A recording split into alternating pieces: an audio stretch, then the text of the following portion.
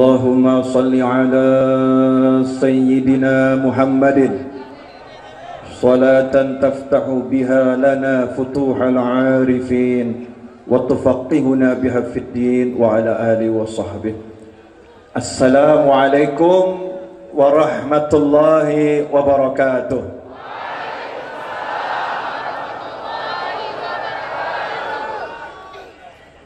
Saya tidak akan bicara panjang-panjang,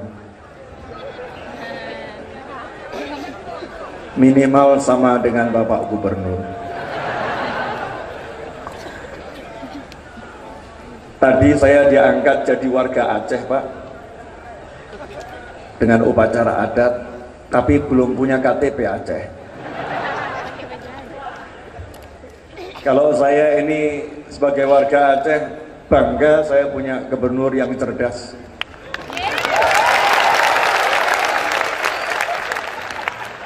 Merangkai kata dengan indah. Di antara kalimat beliau yang saya sukai, yang saya hormati, Wakil Gubernur beserta istri. Lanjutannya itu yang saya nggak nyangka, yang saya hormati istri gubernur.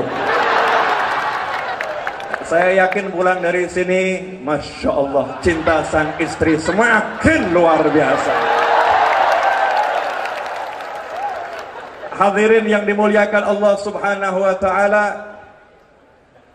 kita belajar hikmah.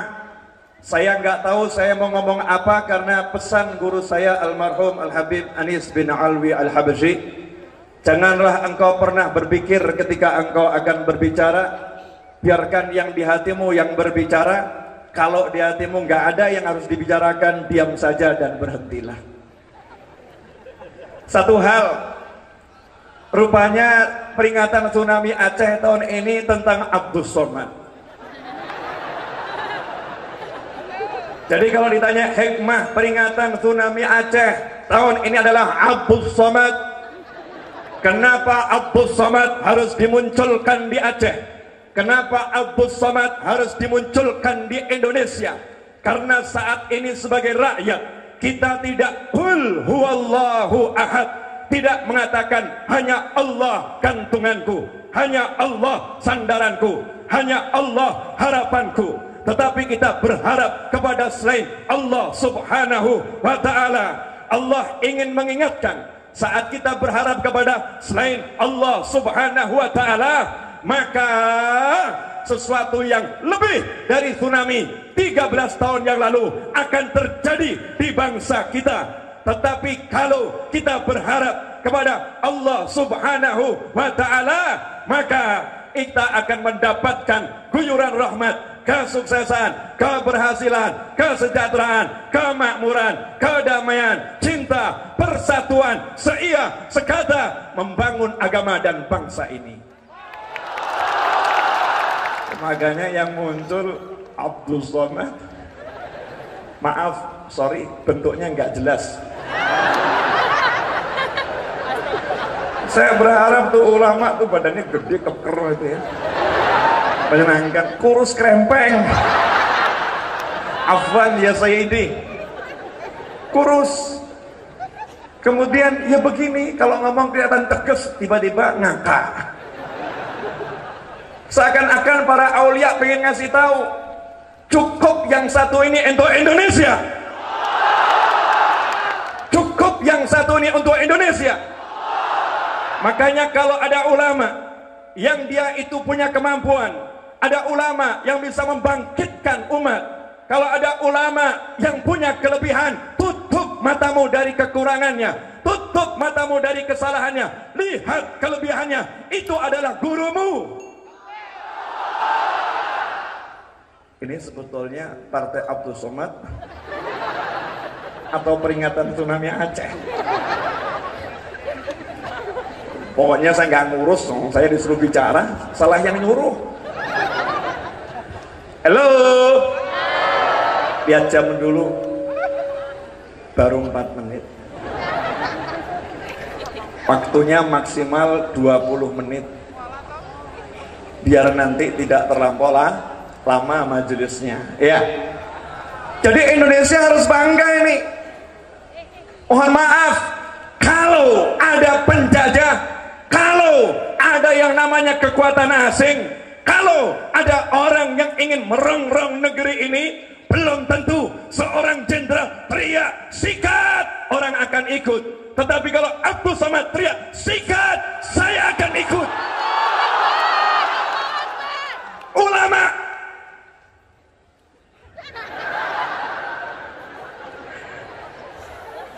Afwan Ustaz,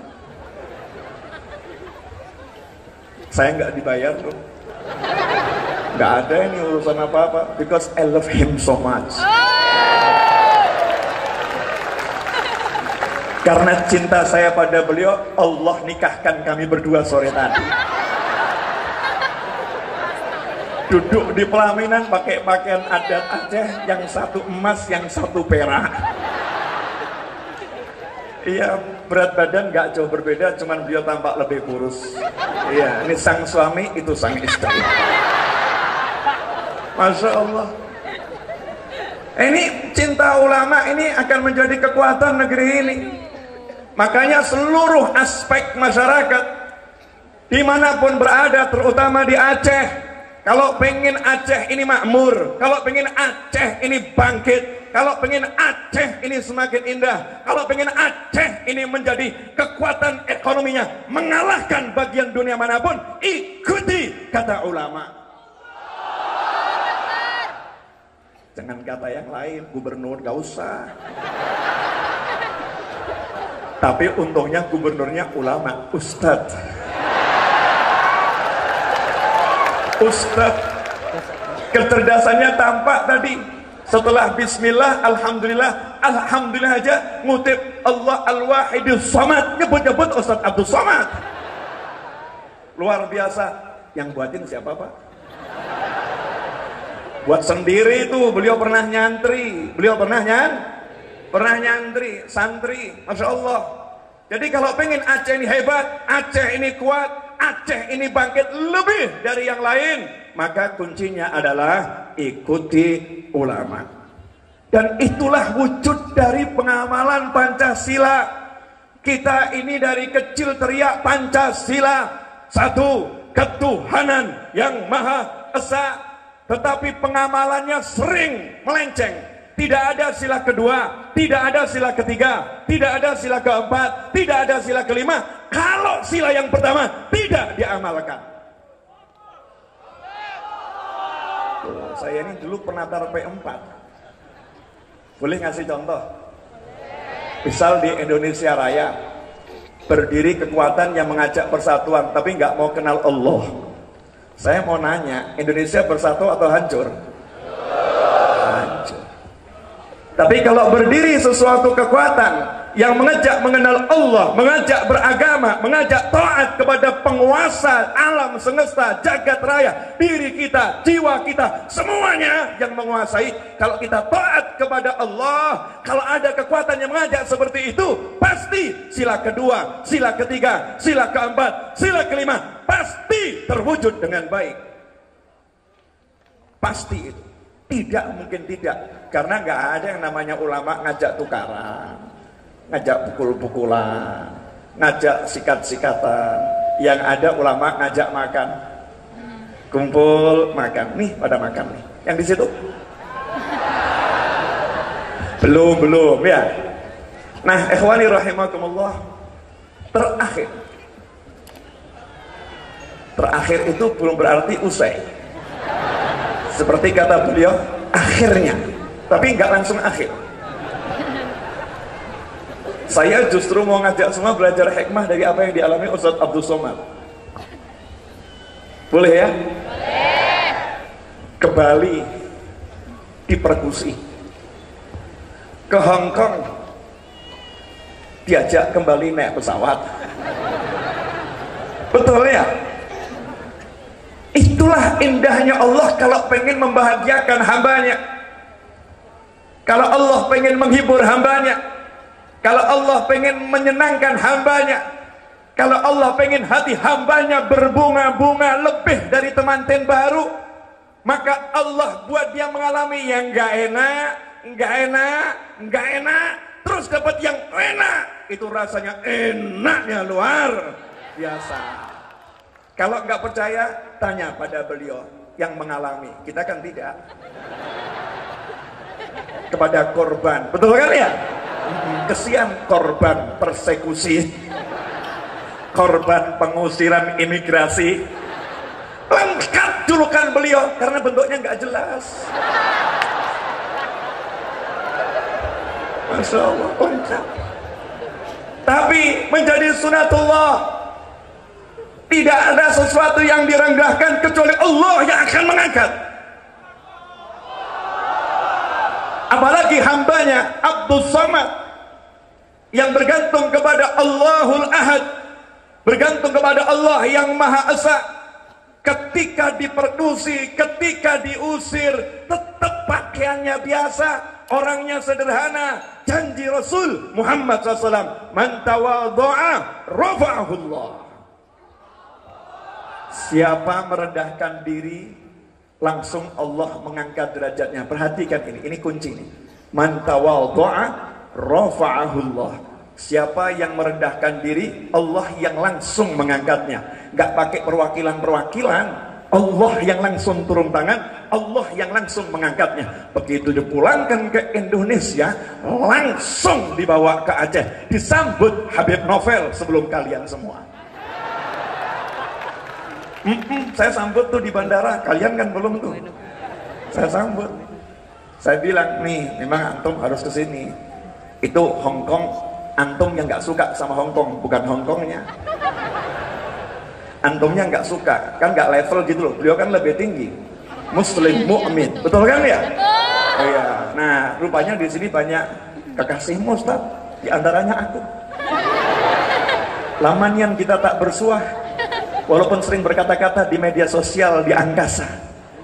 Tapi malam ini di Aceh, Nangro Darussalam, yang Masya Allah kita dipertemukan dengan penuh cinta. Semoga hubungan ini tidak LGBT akhirnya.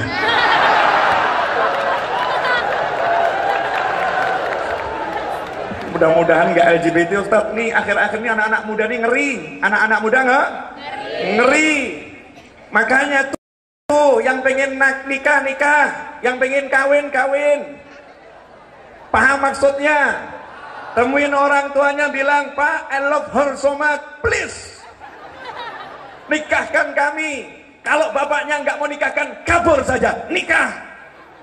Itu lebih baik daripada engkau kumpul kebo dan berzina. Na'udzubillah min.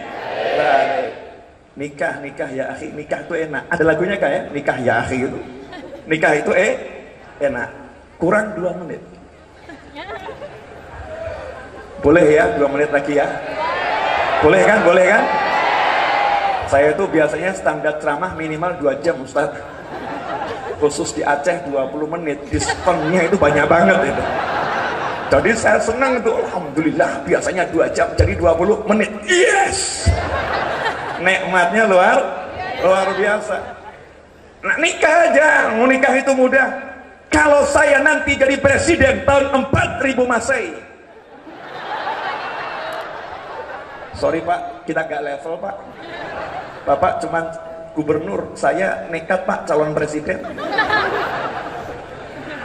Tahun 4000 Masehi. Tahun 4000 Masehi. Kenapa saya pengen 4000 Masehi? Karena 2019 rakyatnya masih Anda dan saya yang modelnya begini, repot. Kalau 4000 Masehi semua is dead, kemungkinan besar udah kiamat, gitu kan? Kalau saya jadi presiden tahun 4000 Masehi, undang-undang yang pertama kali saya rubah adalah undang-undang pernikahan. Undang-undang pernikahan. 1, kalau ada perempuan usia baligh belum menikah, orang tuanya saya penjara 20 tahun.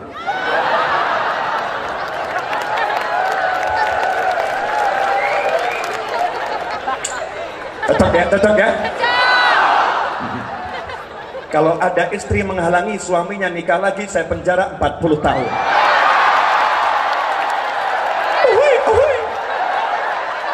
Cocok. Sabar. Ini presiden baru mengumumkan visi dan misi, belum selesai. 2 menit mau mengemukakan visi dan misi calon presiden tahun 4000 Masehi. Saya akan nekat. Ini ambil start awal ini. Start awal. Masih kurang 3000 tahun, 2000 tahun sudah start awal. Kenapa? Sebagai presiden, saya bertanggung jawab atas keselamatan rakyat Indonesia. Saya bertanggung jawab 1 nyawa melayang karena saya neraka tempat saya. Ini yang bicara calon presiden loh ya. Kalau ada rakyat saya meninggal sia-sia karena saya tidak bisa memberikan aturan yang jelas, kesejahteraan yang jelas sebagai presiden, saya masuk neraka dahulu. Ngeri.com kawan. Makanya kalian suka nggak suka calon presiden yang satu ini akan berubah itu undang-undang pernikahan. Yang penting nggak merubah undang-undang dasar 45. Undang-undang dasar 45 pun dibuat amandemennya. Betul, betul. Iya, itu undang-undang dibuat manusia, tapi milik leluhur itu, sakral buat saya. Saya nggak mau main-main undang-undang dasar 45. Tapi kalau undang-undang pernikahan dibuat oleh orang-orang yang bisa membuat undang-undang, saya pun akan berjuang untuk membuat undang-undang. Karena saya punya orang-orang yang ahli undang-undang. Anda salah satunya. Halo. Oke Bu, biar Ibu nggak penasaran kenapa gitu ya Bu ya. Jangan marah ya Bu. Nah, nanti kalau marah tolong saya dikeroyok ya. Kalau Ibu yang ngeroyok saya siap, kalau bapak-bapak saya nggak siap. Begini kawan-kawan, mohon maaf. Kan sudah nggak mungkin Nabi kita keliru, mungkin nggak? Rasul kita keliru, mungkin nggak? Percaya nggak sama Rasulullah? Yakin nggak sama Rasulullah? Percuma Anda bangun infrastruktur sebagus apapun, gedung sehebat apapun, tapi kalau kita sebagai masyarakat tidak ada aturan yang jelas, tidak ada hukum yang kuat, kemudian membiarkan perzinahan, membiarkan kumpul kambing.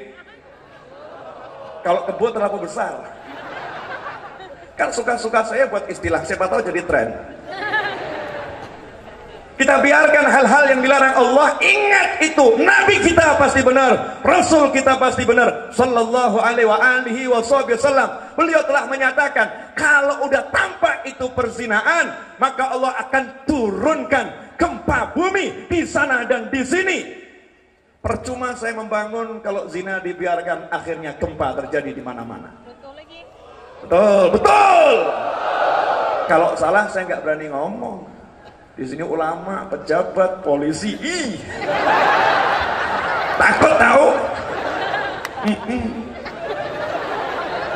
Kalau salah nggak berani ngomong. Lisan ini harus dijaga, jangan sampai ngomongnya salah, apalagi didengar orang banyak. Ini bahaya ini. Makanya penyebab terjadinya kumpul kebo kenapa? Dipersulit pernikahan. Nikah nunggu umur 17 tahun, nunggu umur sekian tahun. Ini bertentangan dengan ajaran Rasul saya, bertentangan dengan ajaran Nabi saya, berarti bertentangan dengan sila pertama, ketuhanan yang Maha Esa. Karena undang-undang menyatakan setiap warga negara berhak menjalankan ibadah sesuai agama dan kepercayaan masing-masing. Maka saya akan kembalikan, ini ingat ya, ini visi dan misi calon presiden. Ingat. Jangan salah, ini isi visi dan misi calon presiden. Saya akan kembalikan Indonesia seperti ajaran leluhur. Apakah itu? 1, banyak anak, banyak rezeki. Jadi kalau ada istilah 2 anak cukup, saya katakan setuju, tapi 4 istri. 8 kawan-kawan. Loh, fokusnya bukan masalah istri, anak tadi loh. 8, kan negara sementara mengatur 2 anak cukup. Jangan lawan hukum negara, tapi jangan hilangkan ajaran leluhur. Karena leluhur kita nggak asal bicara. Orang-orang dulu tuh semua dengan zikir, dengan puasa, dengan perenungan. Orang Aceh mau buat rafa'i, ngambilnya pun dari pohon, memahatnya dengan zikir, la ilaha illallah, la ilaha illallah, dengan hitungan hari yang pasti, dengan wirid, dengan puasa, dengan tawajuh. Orang dulu luar biasa. Makanya ketika dipukul, tabu, ayo tabu. Tabu serius.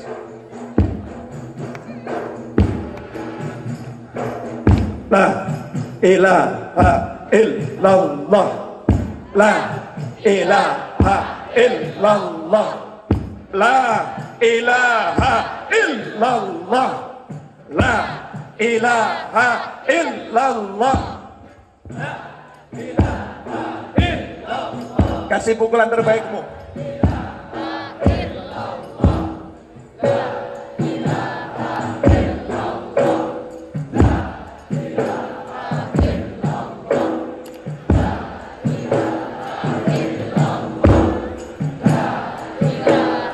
Illallah, la ilaha illallah. Cukup ya, nanti jadinya 30 menit. Ini musik kalau ditabuh hati langsung bergetar, hati langsung bergetar.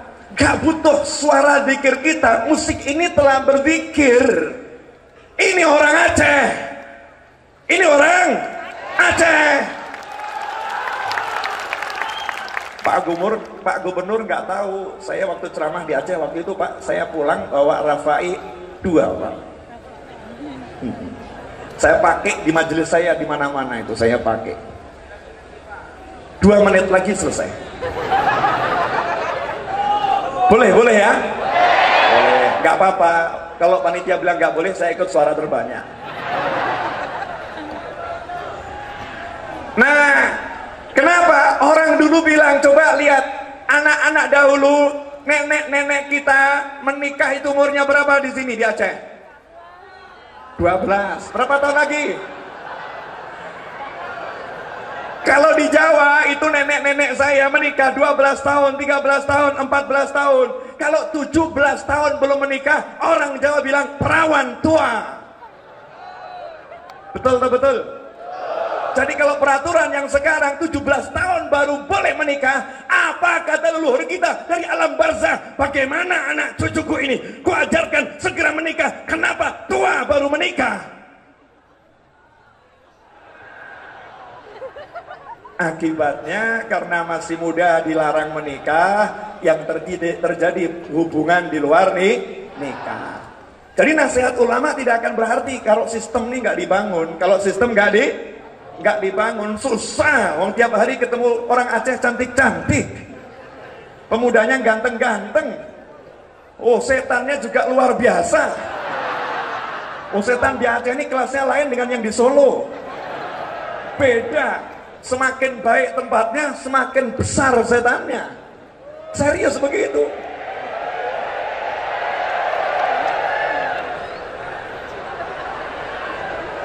Lanjutkan. Yang kedua, kenapa kalau ada istri yang melarang suami nikah lagi, saya penjara 40 tahun? Karena istri itu telah melanggar kebebasan seorang pria, hak pria untuk menikah, dan telah melanggar hak wanita untuk dinikahi. Maka dia telah melanggar hak asasi yang paling asasi setiap manusia untuk menikah.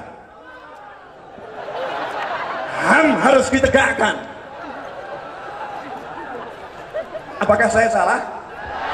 Saya mau nanya kepada janda-janda yang belum menikah. Ketika Anda jatuh cinta kepada Ustadz Abdul Somad, kemudian istrinya melarang, apakah Anda tidak sakit hati? Emangnya aku bukan perempuan? Emangnya aku bukan manusia? Mudah-mudahan istri beliau nggak nonton. Aman Ustaz, aman. Istrinya ngomong, jangan deket-deket Habib Novel, bahaya. Ya, terus kenapa?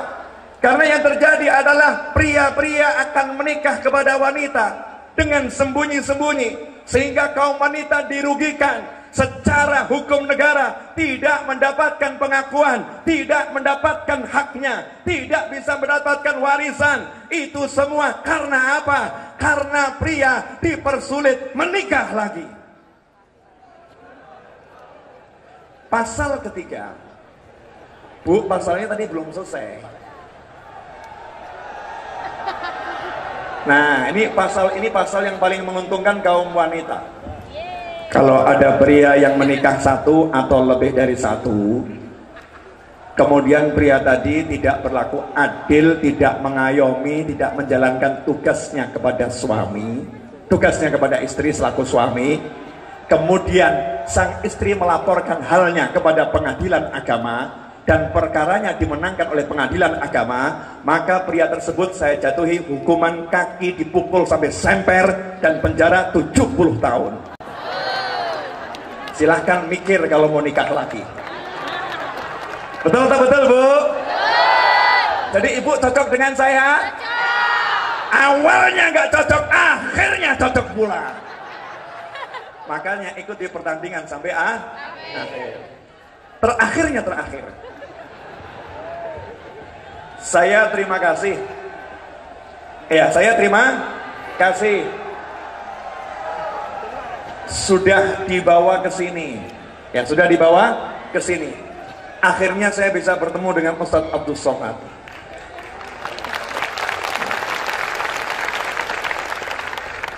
Presiden tuh jam terbangnya kalah dengan beliau. Mau ketemu presiden mudah, ketemu Abdul Somad susah. Kenapa? Karena tiap hari beliau keliling ke sana dan ke sini, keliling ke sana dan ke sini sampai mengorbankan lelahnya, capeknya demi Anda semua. Mudah-mudahan beliau tambah ganteng, tambah sehat, tambah pinter, tambah menyenangkan. Jadi yang musuhin semakin sakit hati, yang gak suka semakin stres, yang gak suka akhirnya putus asa, dan ujung-ujungnya gantung diri. Kok amin ngawur? Nah, ini beliau ini banyak yang gak suka, kenapa? Karena beliau disukai Allah Subhanahu wa ta'ala. Sudah menjadi suratan, siapapun yang dicintai Allah, siapapun yang disukai Allah pasti diuji. Rakyat Aceh disukai Allah, masyarakat Aceh disukai Allah, maka Allah berikan ujian namanya tsunami. Itu bukti Allah cinta kepada Anda semua. Lantas saya ingin nanya, kalau Allah udah bilang I love you, apa balasan Anda? I love you too ya Rabb. Aku juga cinta kepadamu ya Allah. Karena itu ya Allah, aku akan laksanakan sholat 5 waktu. Aku akan bekti kepada ibu bapakku. Aku akan cium tangan orang tuaku. Aku akan cium kening ibu bapakku. Aku akan sayangi anak-anakku. Aku akan... Yang satu ini mau ngomong berhenti dulu. Bab istri, Pak. Aku akan jadikan istriku ratu di negeriku.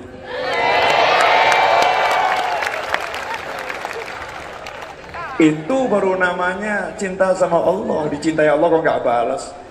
Allah udah nunjukkan cintanya loh, bukan murkanya.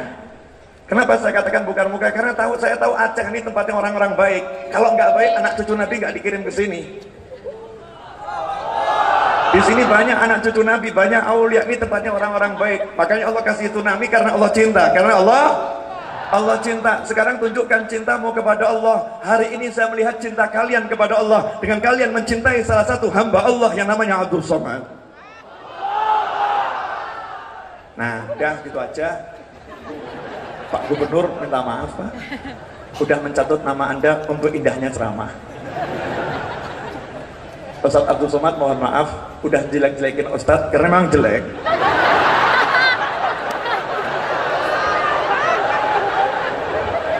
Tapi yang penting, ini loh Ustadz kan bahagia semua gitu kan ya.